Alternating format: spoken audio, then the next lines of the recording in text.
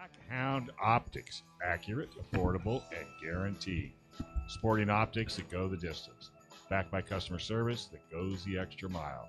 You might remember when Joe Germisi reviewed some of their scopes. Great guys, great product, and a great company. That is making optics affordable. On top of quality optics, they pay close attention to the customer experience. Did you know their scopes come with mounts so you don't have to worry about finding one that fits your gun? We are so excited to have them as an official partner of the show.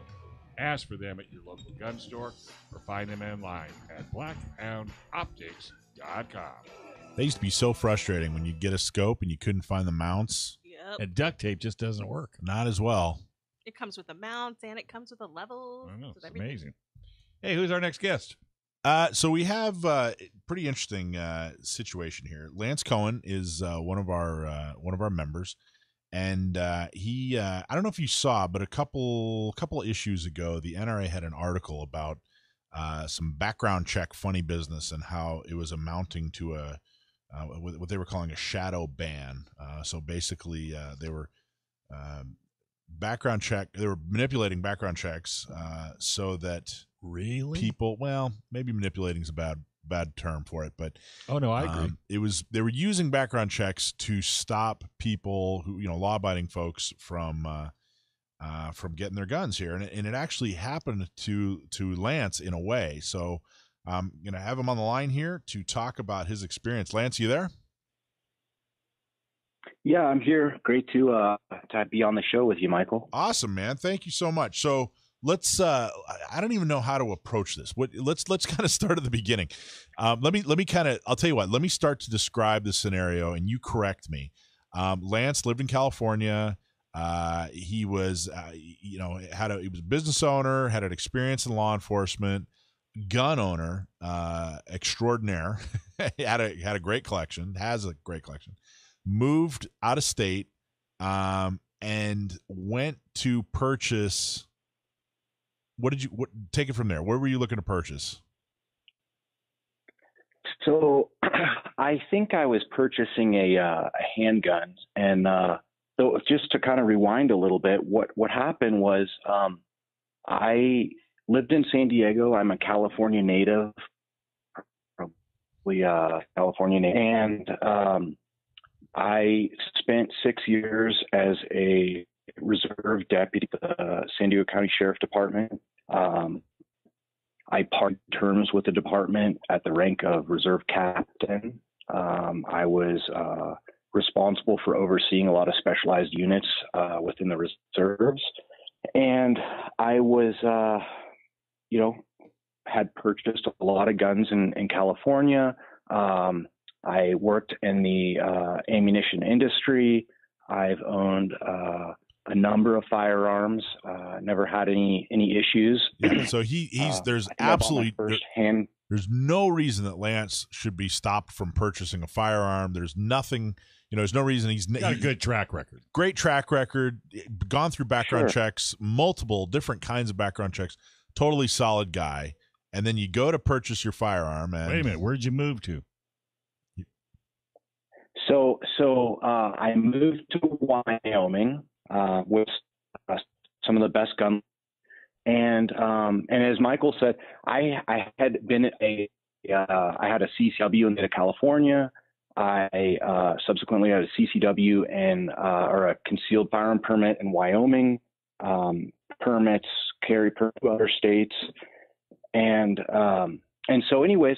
In Wyoming, things are a little bit different. So, like a lot of states, you go into purchase and the FFL runs an instant background check. So you fill out your 4473, they call NICS, and NICS gives one of three responses instantly.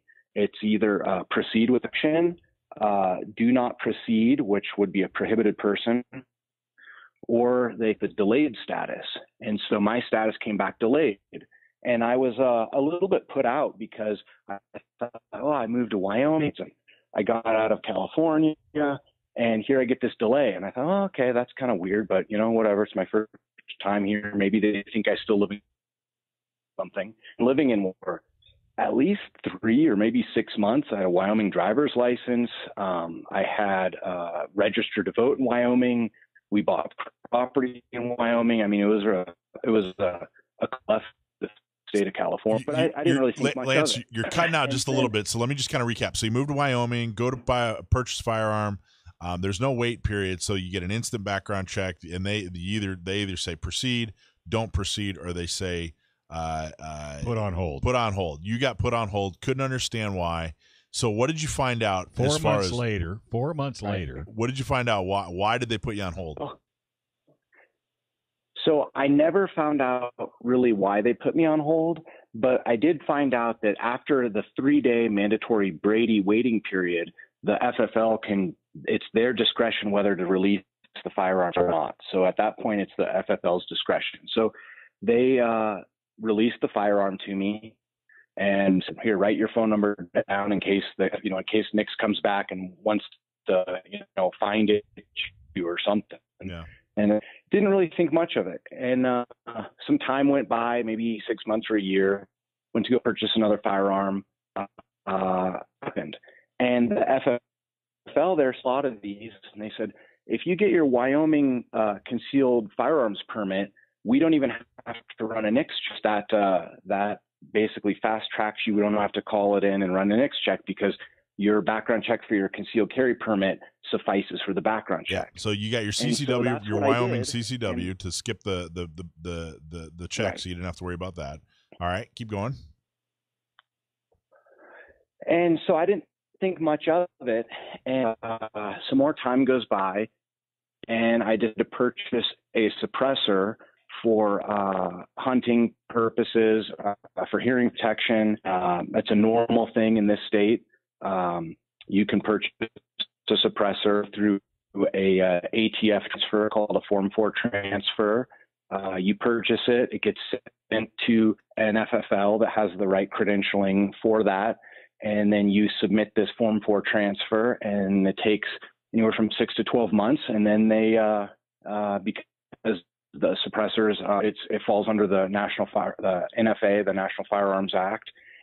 And so I waited, and I get a call from the FFL, and he says, "This is weird, but we have we got notice back from the ATF, and it's a notice of they weren't denying it, but they weren't granting the transfer. So it's kind of like being in purgatory. It was very bizarre. Especially since you're Jewish. Basically. They don't even believe in purgatory. Anyway, it's a long show. Keep going. Obscure reference. The technical term was return without action. So I came back return. And so I said, well, what do I do? And he goes, I've never had one of these. And I said, well, that's good. And so there's not a lot of information out there on what to do when this happens. And so basically I had to contact the FBI and formally request my criminal record. I was told maybe someone with a similar name and date of birth or social security number did something and it accidentally got recorded on your record. So you need to check and see, what's on there. So I requested my record from the FBI, which cost some money and it took some time, and I get that back. And then they go, well, you gotta get your record, your official record from the California Department of Justice. So I go through a similar process, and you have to get fingerprints taken to do these sort of things and mail them in, and there's a fee and waiting time. And so it took about a year to get both of these my FBI record and my Cal DOJ record. Okay, so a year there that would be prohibited. So it took you. So it's over a year. Yeah. It's been a bunch of money. But I'll tell you what. Let's get to the meaty part. What they're talking about proposing and how it's going to affect California. Because we are running out of time. Okay, so I'll make this quick. So when I was in California, I never knew I had a delayed status because in California there's a mandatory 10-day wait period. So you've already passed the 3-day Brady mandatory wait period that the rest of the country goes through. So someone who's being delayed in California would never know they were being delayed. I probably purchased guns in California for my own personal use in my collection and never had a delayed status until I moved to another state. Wyoming, I found out I had this because there's no 10-day period. And the new law they're proposing would basically say if you're not an approved, they to purchase a firearm. So happens to me the new, is they you call it cut out, default. Lance, I'm sorry, you cut out just a little bit. So if what's going to happen is they're extending the time period. So if you are a delayed person, if you're someone that has something on their record, which could be almost anything, we're not talking about a felony necessarily. We're not talking about a serious offense or anything like that. It could be almost anything, and they could decide to delay it. So what's going on is they're actually going to extend. Right now it's 3 days, but if you're already waiting 10 days, you'd never know.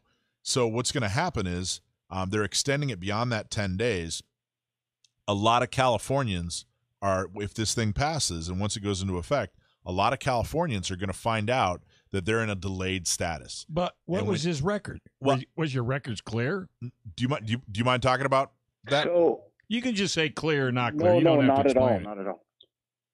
No, it's not clear. I had a disturbing the 415 when I was 18 years old in college at San Diego State. It was part of a fraternity prank.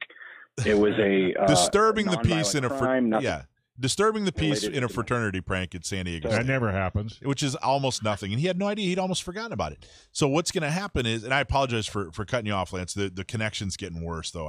I'm so sorry. But what's going to happen is you're going to go in. You're going to find out that you had some kind of whatever. I'm going to say parking ticket. I don't know if that would actually delay it, but you're going to find out, some minor thing in your past that you didn't remember or maybe even know that it was ever delaying you before. It's going to pop up and it's going to say, hey, you're delayed and we can't release the firearm. And then you're going to have to go through what Lance has gone through. It's been over a year. He's spent real money on it. He's actually had to contact his congressperson. 2 years. 2 years. Wow. And it's, in effect, going to prevent you from picking up a new firearm. And so what happens is I'm like, my delayed status has never come back. Like, they never clear it. So it just, each time I get a background check run, it goes delayed without any resolution. And so what happens when this new law passes, Nope, that's it. myself or anyone else that has a delay Wow. will be unable to purchase a gun. Okay. Mark Wyoming off to move to. Well, no, this is coming to California. It's not going to matter where You you mean live. it's not already here? It's coming to California. Once they pass this law extending It's a it, federal. yeah, it's going to affect all of California. Lance. Thanks, Lance. I don't know where you're going to move to. Maybe Alaska. Thanks, buddy. I appreciate you taking time out. Sorry about the connection, but we're going to have to go. Thanks for watching this clip from Gun Owners Radio. You can watch us live every Sunday from 4 to 6 p.m. California time, right here on our YouTube channel, or if you're in the San Diego area, you can listen to us on 1170 a.m. We're also available on your favorite podcast platform for free. Don't forget to like and subscribe so that you can help restore and protect the Second Amendment, not just in California, but across the country.